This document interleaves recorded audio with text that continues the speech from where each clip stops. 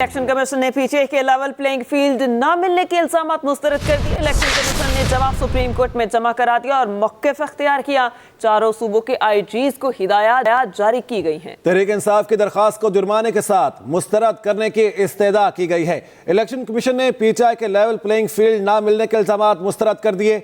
Election commission ने जवाब supreme court में जमा करवा दिया, मौक़िफ़ इख्तियार किया। चारों सूबों के आईजीज को हिदायत जारी की गई। तहरीक इंसाफ की दरखास्त को जुर्माने के साथ मुस्तरद करने की इस्तदा की गई है।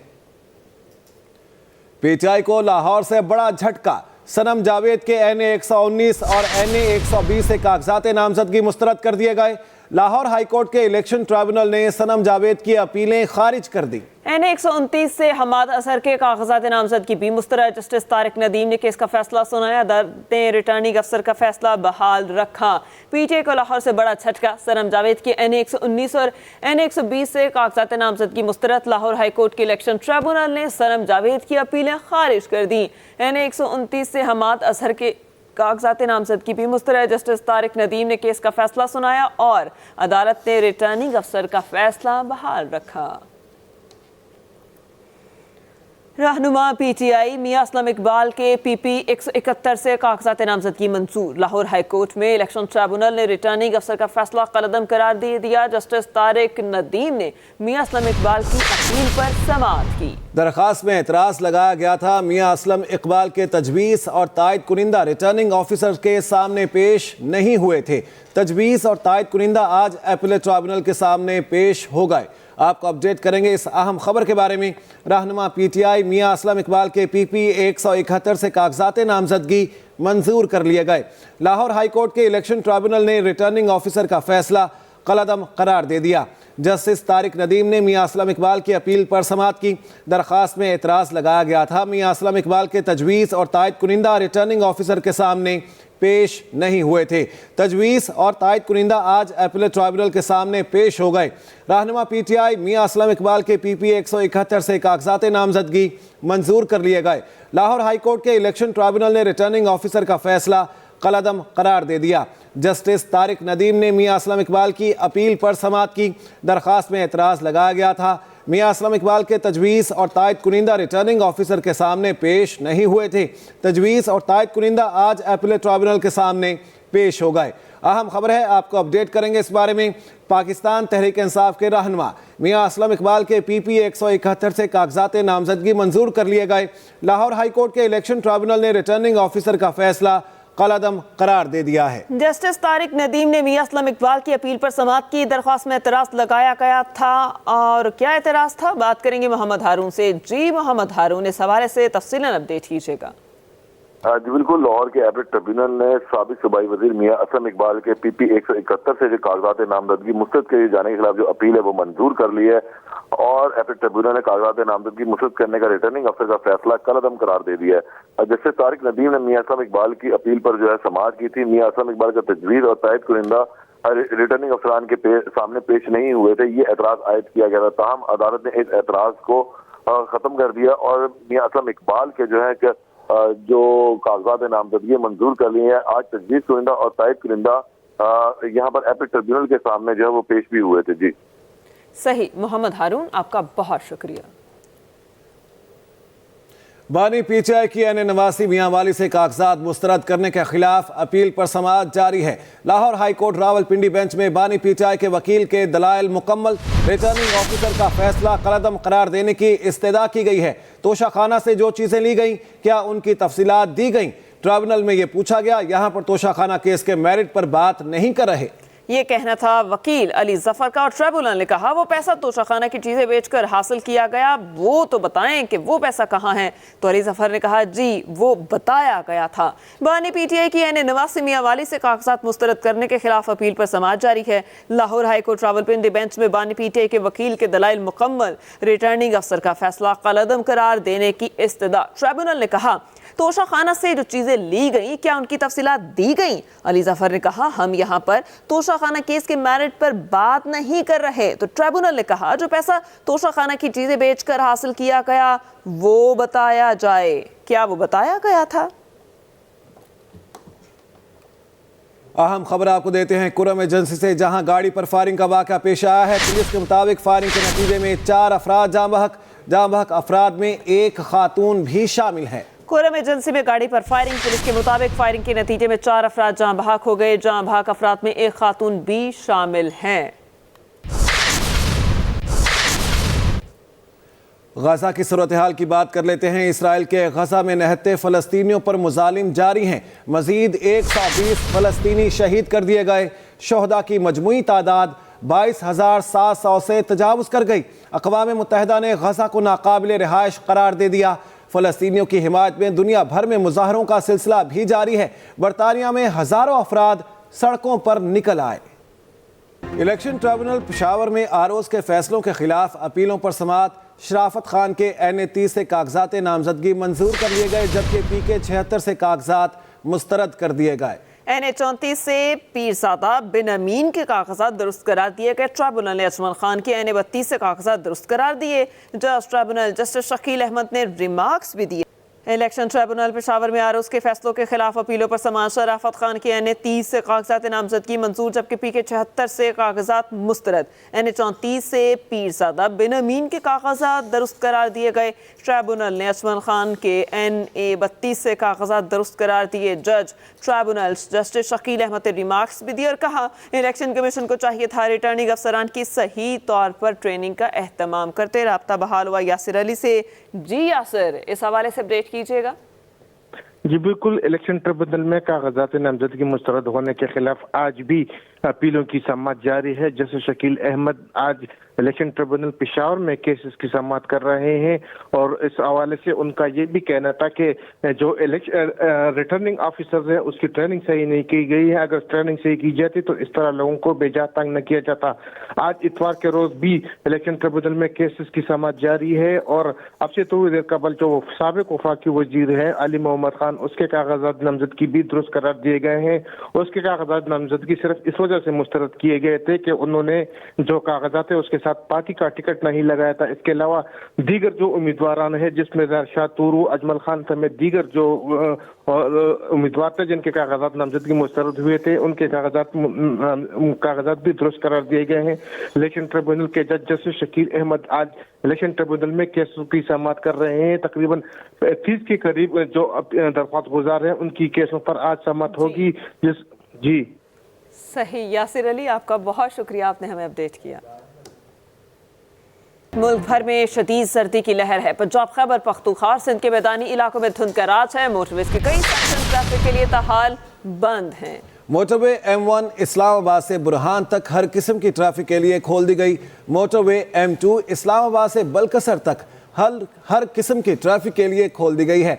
मोटरवे M1 पेशावर से बुरहान तक, मोटरवे M14 हकला से फतेह जंग तक ताहाल बंद है। कौमी शाहराहों पर भी धुंध के बायस सफ़र में मुश्किलात का सामना करना पड़ रहा है। मुल्क भर में शदीद सर्दी की लहर बरकरार है। पंजाब, खैबर पख्तूनख्वा और सिंध के मैदानी इलाकों में धुंध का राज है। मोटरवेज के कई सेक्शन ट्रैफिक के लिए बंद रहे। मोटरवे M1 इस्लामाबाद से बुरहान तक हर किस्म की ट्रैफिक के लिए खोल दी गई।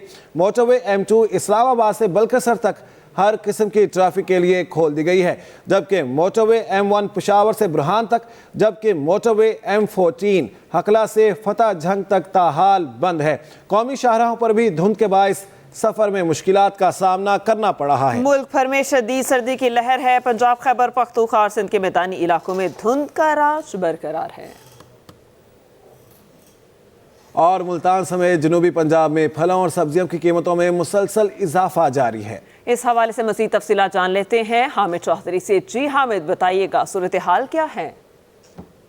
जी बिल्कुल, जिस तरह सर्दी की शिद्दत में इजाफा हो रहा है उसी तरह आहिस्ता आहिस्ता जो है सब्जियों की कीमतों में भी इजाफा होना शुरू हो चुका है। अगर प्याज की कीमत की बात की जाए तो प्याज जो है 170 रुपये से लेकर 200 रुपये फ़ी किलो जो है फ़रोख्त हो रहा है। इसी तरह अगर स्वांजने की बात की जाए तो वो 200 रुपये किलो फ़रोख्त हो रहा है। करेला जो है वो 250 रुपये किलो फ़ी किलो फ़रोख्त हो रहा है। इसी तरह अगर मटर की बात की जाए तो मटर जो है वो 160 रुपये किलो है। टमाटर की बात करें तो टमाटर जो है वो 120 रुपये किलो है। आलू जो है वो नया आलू 80 रुपये किलो और पुराना आलू 50 रुपये फ़ी किलो फ़रोख्त हो रहा है। इसी तरह अगर फलों की बात की जाए सेब सेब जो है वो 300 रुपये फ़ी किलो फ़रोख्त हो रहा है। इसी तरह अगर माल्टे की बात की जाए, माल्टा जो है 60 रुपये और 70 रुपये फ़ी किलो फ़रोख्त हो रहा है। इसी तरह अगर मुर्गी के गोश्त की बात की जाए तो उसकी कीमतों को भी ऊपर जाना शुरू हो चुकी है। उसकी कीमत जो है 530 रुपये फ़ी किलो तक पहुँच चुकी है। अगर अंडों की बात की जाए तो अंडों की फ़ी दर्जन जो है 350 रुपये फ़ी दर्जन तक पहुँच चुकी है। कीमतें जो है बहुत ज़्यादा हो चुकी हैं। शहरियों का यही मुतालबा है कि प्राइस कंट्रोल कमेटियों को फ़ाल किया जाए ताकि जो नाजायज़ मुनाफाखोर हैं उनके खिलाफ कार्रवाई की जा सके। क्योंकि दुकानदारों से हमारी बात हुई तो उनका यही कहना है कि वो मंडी से महंगे दामों अशिया लेके आते हैं तो वो महंगे दामों ही फ़रोख्त करेंगे। जी, निगरान वज़ीर इत्तला सिंध अहमद शाह का कराची में सरासा सिंध कॉन्फ्रेंस से खिताब कहते हैं, अमरीकियों ने हथियारों से ज़्यादा जामियात बनाई, मैंने क्लासों से ज़्यादा क्लासों के बाहर सीखा। अपने मुआशरे से जुड़े रहो, कोई चीज़ तुम्हारी तरक्की के रास्ते में नहीं आ सकती। We can't rely on government and public sector job anymore. There was a time everybody was applying for government jobs and public sector jobs. By now, it's a cutthroat competition. If you excel in your profession, in your field, in your education, and you can compete the world, and you can compete here in with different provinces. N119 से मरियम नवाज के कागजात नामजद की मंजूरी के खिलाफ appeal मुस्तरद। Lahore high court में appellate tribunal ने नदीम शेरवानी की अपील पर फैसला सुना दिया। N119 से मरियम नवाज के कागजात नामजद की मंजूरी के खिलाफ अपील मुस्तरद। लाहौर हाईकोर्ट में अपीलेट ट्रिब्यूनल ने नदीम शेरवानी की अपील पर फैसला सुना दिया और फैसले के मुताबिक N119 से मरियम नवाज के कागजात नामजद की मंजूरी के खिलाफ अपील मुस्तरद कर दी गई। इस पर तफसीलात जान लेते हैं मोहम्मद हारून से। जी हारून, बताइएगा। जी बिल्कुल, लाहौर हाईकोर्ट के अपीलेट ट्रिब्यूनल ने N119 लाहौर से मरियम नवाज के कागजात नामजदगी की मंजूरी के खिलाफ दायर अपील जो है वो मुस्तरद कर दी है। अपीलेट ट्रिब्यूनल ने नदीम शेरवानी की अपील पर जो है आज फैसला सुनाया है।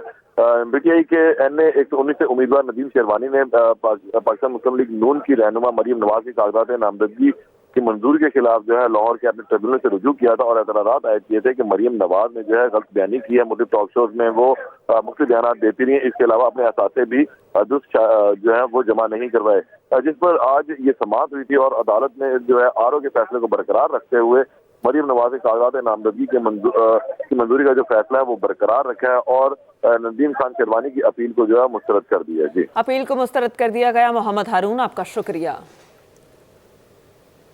FIA anti money laundering circle ने 14 करोड़ से जायद का फ्रॉड करने वाले मुल्जिमान के खिलाफ मुकदमा दर्ज कर लिया। ज़राए के मुताबिक गौरी और मेज़ नामी मुल्जिमान के खिलाफ मुकदमा फ्रॉड की रकम से प्रॉपर्टी खरीदने के इल्ज़ाम में दर्ज किया गया। मनी लॉन्ड्रिंग की रकम के जरिए खरीदी गई प्रॉपर्टीज़ में गुलशन इकबाल में एक फ्लैट, प्लॉट और नास प्लाजा में एक दुकान शामिल है। मुल्जिमान ने अपने अहल खाना के साथ मिलकर ई-कॉमर्स के जरिए प्रॉपर्टीज़ खरीदी। पेमेंट क्रेडिट कार्ड से करने के बाद ऑर्डर कैंसिल करके रकम वापस वसूल की। मुल्जिमान ने रकम वसूली के लिए निजी बैंक की मुख्तलिफ ब्रांचेस में मौजूद अपने अकाउंट्स इस्तेमाल किए। निजी बैंक को फी कल 14 करोड़ 20 लाख रुपए का नुकसान पहुंचाया गया। निजी बैंक की शिकायत पर FIR दर्ज कर ली गई है। बानी PTI की N89 मियांवाली से कागजात मुस्तरद करने के खिलाफ अपील पर फैसला महफूज कर लिया गया। महफूज फैसला 10 जनवरी को सुबह 10 बजे सुनाया जाएगा। इलेक्शन ट्रिब्यूनल के जज जस्टिस चौधरी अब्दुल अजीज ने समाअत की। लाहौर हाईकोर्ट रावलपिंडी बेंच में बानी PTI के वकील अली जफर की रिटर्निंग ऑफिसर का फैसला कलअदम करार देने की इस्तदा। बानी PTI की N89 मियांवाली से कागजात नामजदगी मुस्तरद करने के खिलाफ अपील पर फैसला महफूज। इस पर बात करेंगे कैसर शराजी से। जी कैसर, इस हवाले से अपडेट कीजिएगा। इलेक्शन ट्रिब्यूनल रावलपिंडी के जज जस्टिस अब्दुल अजीज ने बानी चेयरमैन PTI के मियांवाली के कौमी असम्बली के हल्का N89 से कागजात नामजदगी मुस्तरद करने के खिलाफ अपील है, उसकी समाअत मुकम्मल कर ली है और फैसला महफूज कर लिया है, जो 10 जनवरी को सुबह 10 बजे सुनाया जाएगा। इलेक्शन ट्रिब्यूनल में ये वाहिद अपील है अब तक की जिसके तवील 3-4 घंटे तक दलाइल हुए हैं और 2 बार वक्फा हुआ है। दलाइल के दौरान जो तरीके इंसाफ के वकील जो बैरिस्टर अली जफर, उनका मौक़िफ़ था कि तोशाखाना केस के हवाले से जो बानी चेयरमैन PTI को सजा दी गई है वो कोई वो इखलाकी सजा, इखलाकी जुर्म नहीं है और ना ही वो क्रिमिनल जराइम के जुमरे में आता है। वो एक मिसकंडक्ट का केस है और मिसकंडक्ट का केस कोई भी हो उसमें रिटर्निंग ऑफिसर जो है किसी भी उम्मीदवार को नाअहल करार नहीं दे सकता। इस हवाले से उन्होंने ख्वाजा आसफ, हनीफ अब्बासी, शकील अवान और राय नवाज के जो बाबत जो सुप्रीम कोर्ट के फैसले थे उनके भी हवाले दिए। जबकि डीजी लॉ खुर्रम शहजाद का मौक़िफ़ था कि रिटर्निंग ऑफिसर जो है वो कागजात मुस्तरद करने और मंजूर करने का कानूनी अख्तियार रखता है और उम्मीदवार जो है ये अदालत से सजा याफ्ता है। कोई भी जो सजा याफ्ता उम्मीदवार है वो इलेक्शन लड़ने का अहल नहीं है। इस बाबत उन्होंने भी सुप्रीम कोर्ट के हवाले दिए। अदालत ने तवील दलाइल सुनने के बाद फैसला महफूज कर लिया जो 10 जनवरी को सुनाया जाएगा। जी, और इस सिलसिले में रिमार्क्स क्या सामने आए? तोशाखाना केस के हवाले से मजीद क्या रिमार्क्स सामने आए अदालत में, और जो दलाइल हैं बैरिस्टर अली जफर की जानिब से उनके बारे में क्या कहेंगे, उनके बारे में क्या बताया गया? बैरिस्टर अली जफर का मौक़िफ़ ये था कि तोशाखाना केस में जो भी सजा दी गई है वो कोई इखलाकी जुर्म नहीं है, ना ही वो कोई जराइम है। ये मिसकंडक्ट का केस है और उन्होंने कहा कि मिसकंडक्ट के केस के हवाले से किसी भी उम्मीदवार को जो है वो नाअहल करार नहीं दिया जा सकता। इस हवाले से उन्होंने ऑस्ट्रेलिया, इंडिया और सुप्रीम कोर्ट ऑफ पाकिस्तान के जो है मुख्तलिफ फैसलों के भी हवाले दिए। अदालत ने इस बाबत उनसे सवाल किया कि तोशाखाना के हवाले से जो इल्जाम लगाया गया है क्या आया उन्होंने उसको डिक्लेयर किया था, जिसका असबाब में जवाब देते हुए बैरिस्टर अली जफर ने कहा था जी बिल्कुल उनको जो है वो डिक्लेयर किए गए थे। तो अदालत का सवाल ये था कि कोई भी जो रुकन कौमी असम्बली है उसके बारे में कोई ऐसी शिकायत हो तो उसका रेफरेंस कौन दायर करेगा। तो उनका जवाब था कि ये स्पीकर या चेयरमैन सेनेट का अख्तियार है।